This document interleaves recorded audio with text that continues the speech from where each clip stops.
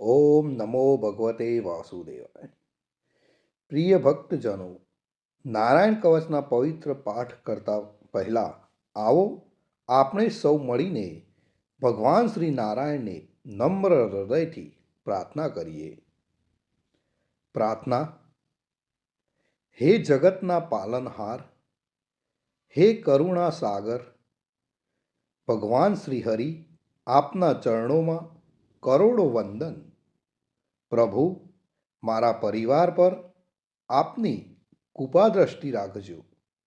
મારા માતા પિતા, ભાઈ બહેન, સંતાન અને પરિવારના દરેક સભ્યને આરોગ્ય, સુખ, શાંતિ અને સદબુદ્ધિ આપજો. હે નારાયણ ભગવાન, અમારા ઘરમાં પ્રેમ, એકતા અને સમજણનો સદા નિવાસ રહે તેવી કૃપા કરજો. દરેક દુઃખ, ભય અને નકારાત્મક શક્તિથી અમારી રક્ષા કરજો. પ્રભુ, માત્ર મારા પરિવાર માટે નહીં, પરંતુ સમગ્ર વિશ્વ માટે આપની કરુણા વરસાવો. જગતમાં શાંતિ ફેલાવો. રોગ, યુદ્ધ, દ્વેષ અને અશાંતિનો નાશ કરો. દરેક જીવને સદમાર્ગ પર દોરી સત્ય, ધર્મ અને કરુણાનો પ્રકાશ આપજો. હે શ્રી હરિ, આ નારાયણ કવચના પાઠને સફળ, પવિત્ર અને ફળદાયી બનાવજો. મારા મન, વચન અને કર્મને શુદ્ધ કરી આપના ચરણોમાં ભક્તિ અર્પણ કરવાની શક્તિ આપજો. હે પ્રભુ, આપની ઈચ્છા જ સર્વોપરી છે. અમને માત્ર આપની શરણમાં રહેવાની બુદ્ધિ અને શક્તિ આપજો. ઓમ નમો નારાયણ. ઓમ નમો ભગવતે વાસુદેવાય. મિત્રો, કોમેન્ટની અંદર જય શ્રી કૃષ્ણ લખવાનું ભૂલશો નહીં. નારાયણ કવચની જો વાત કરીએ મિત્રો, તો શ્રીમદ ભાગવતના 6ઠ્ઠા સ્કંદના 8મા અધ્યાયમાંથી શ્રી નારાયણ કવચ ત્વષ્ટા ઋષિના પુત્ર વિશ્વરૂપ ઇન્દ્રને કહે છે. વિશ્વરૂપ કહે છે, જ્યારે ભયનો સમય પાસે આવ્યો હોય ત્યારે મનુષ્ય હાથ પગ ધોઈ આચમન કરી ઉત્તર દિશા તરફ મુખ રાખી નારાયણ કવચનો પાઠ કરવો જોઈએ. જ્યારે ભય આવે ત્યારે શ્રી નારાયણ રૂપ નામનું બખ્તર ધારણ કરવું જોઈએ. તો નારાયણ કવચનો પાઠ મિત્રો આ રીતે છે, જે આપણે નિત્ય સાંભળવો જોઈએ.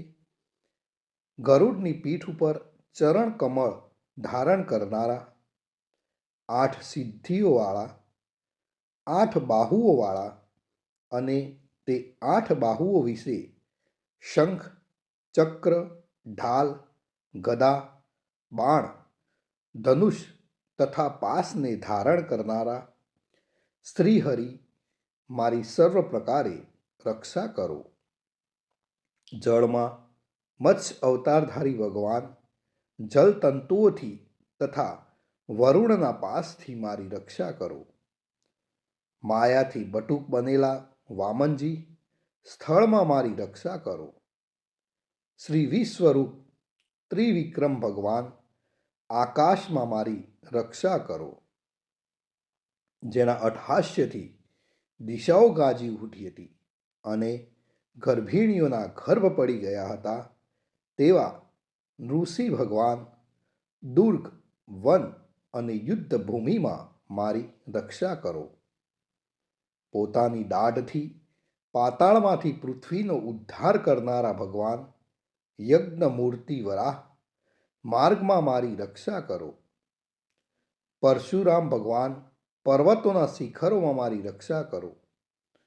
અને ભરતના મોટા ભાઈ રામ તથા લક્ષ્મણ, પ્રવાસમાં અમારી રક્ષા કરો. ઉગ્ર ધર્મ અને પ્રમાદથી નારાયણ ભગવાન મારી રક્ષા કરો.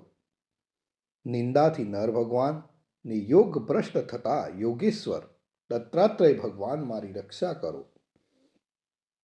ત્રણેય ગુણોના સ્વામી ભગવાન કપિલ કર્મબંધનથી મારી રક્ષા કરો. સંત કુમાર કામદેવથી મારી રક્ષા કરો. હયગ્રીહ ભગવાન રસ્તામાંથી જતા અને દેવોને પ્રણામ ન કરવા રૂપી અપરાધમાંથી મારી રક્ષા કરો. હે દેવર્ષિ શ્રેષ્ઠ મુનિ નારદ ભગવાન, ભગવાનની પૂજામાં જે કોઈ વિઘ્ન નડે તેનાથી મારી રક્ષા કરો. અને કૂર્મ અવતાર શ્રીહરિ સર્વ પ્રકારના નરકમાંથી મારી રક્ષા કરો.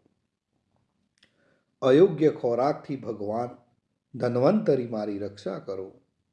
જીતેન્દ્રિય ભગવાન ઋષભદેવ કામ ક્રોધ આદિના ભયમાંથી મારી રક્ષા કરો. યજ્ઞ અવતારધારી ભગવાન લોક અપવાદથી મારી રક્ષા કરો. બલભદ્ર ભગવાન મનુષ્ય તરફથી થનારા ઉપદ્રવોમાંથી મારી રક્ષા કરો. અને ક્રોધાવેશ સર્પ ગણોથી શેષ ભગવાન મારી રક્ષા કરો. ભગવાન વેદવ્યાસ અજ્ઞાનથી મારી રક્ષા કરો. આ પાખંડીઓના ટોળામાંથી ભગવાન બુદ્ધ મારી રક્ષા કરો.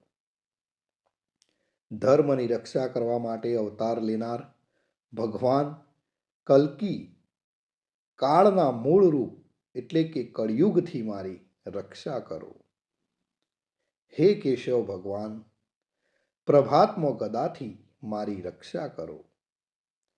હે વેણુધર ભગવાન ગોવિંદ આ સંકટ કાળમાં મારી રક્ષા કરો. ઉદાત શક્તિ નારાયણ ભગવાન પ્રાહન કાળમાં મારી રક્ષા કરો. અને ચક્રધારી ભગવાન વિષ્ણુ મધ્યાહન કાળમાં મારી રક્ષા કરો. મધુ દૈત્યને મારનારા ઉગ્ર ધનુર્ધારી ભગવાન વિષ્ણુ ત્રીજા પહોરમાં મારી રક્ષા કરો. બ્રહ્મા વિષ્ણુ અને રુદ્ર એ ત્રણ મૂર્તિવાળા ભગવાન માધવ સાય કાળમાં મારી રક્ષા કરો. ઇન્દ્રિયોના સ્વામી ઋષિકેશ ભગવાન પ્રદોષ કાળમાં મારી રક્ષા કરો. પદ્મનાભ ભગવાન કેવળ એક અર્ધરાતથી પહેલાના કાળમાં અને અર્ધરાતે મારી રક્ષા કરો. શ્રીવત્સ સિંહધારી ભગવાન એવા ઈશ શ્રી વિષ્ણુ પાછલી રાતે મારી રક્ષા કરો. તલવારધારી ભગવાન જનાર્દન મળસકામાં મારી રક્ષા કરો. દામોદર ભગવાન સંપૂર્ણ સંધ્યાઓમાં મારી રક્ષા કરો. કાળમૂર્તિ ભગવાન વિશ્વેશ્વર સૂર્યોદય પહેલાના કાળમાં મારી રક્ષા કરો. હે પ્રલય સમયના અગ્નિ જેવી તીક્ષ્ણ ધારવાળા ચક્ર વાયુવાળા અગ્નિથી જેમ સૂકું ઘાસ બળીને ભસ્મ થાય તેમ મારી શત્રુ સેનાને ભસ્મ કરો. હે વ્રજના જેવા તીક્ષ્ણ સ્પર્શવાળા તણખાઓથી ભરેલી ગદા તમે ભગવાનને પ્રિય છો. તમે કુષ્માંડ યક્ષ રાક્ષસ ભૂત તથા ગ્રહોનો ભૂકો કરી નાખો તથા શત્રુઓના ચૂરે ચૂરા કરી નાખો. હે પંચજન્ય શંખરાજ શ્રી કૃષ્ણ ભગવાન તમને ફૂંકીને ભયંકર શબ્દ કરે છે અને તેનાથી શત્રુઓના હૃદય કંપે છે. હે પંચજન્ય શંખરાજ તમે રાક્ષસો પ્રમથો પ્રેતગણ માતૃગાગણ પિશાચ બ્રહ્મ રાક્ષસ તથા બીજા ઘોર દ્રષ્ટિવાળાઓને નસાડી મૂકો. હે તીક્ષ્ણ ધારવાળી તલવાર તમે ભગવાનના હસ્ત દ્વારા પ્રેરાઈને મારા શત્રુઓના સૈન્યને કાપી નાખો. હે સેંકડો ચંદ્ર જેવા મંડળ સમાન ઢાલ તમે શત્રુઓની આંખને ઢાંકી દો તથા પાપી નજરવાળાઓની પાપ દ્રષ્ટિને હરી લો. અમને ગ્રહોથી કેતુઓથી મનુષ્યોથી સર્પોથી અને દાઢવાળા પ્રાણીઓથી તથા પાપોથી જે ભય થાય છે તે સૌ તથા જેઓ અમારા સુખમાં વિઘ્ન કરનાર છે તે સર્વે ભયો ભગવાનના નામરૂપ અસ્ત્રના કીર્તનથી જ તુરત જ નાશ પામો. વૈદિક સ્ત્રોતોથી સ્તુતિ કરાયેલા વેદમય તથા સમર્થ ગરુડ ભગવાન સર્વ સંકટોમાં મારી રક્ષા કરો. શ્રી વિશ્વસેન ભગવાન પણ પોતાના નામો લેવા વડે સર્વ સંકટોમાંથી મારી રક્ષા કરો.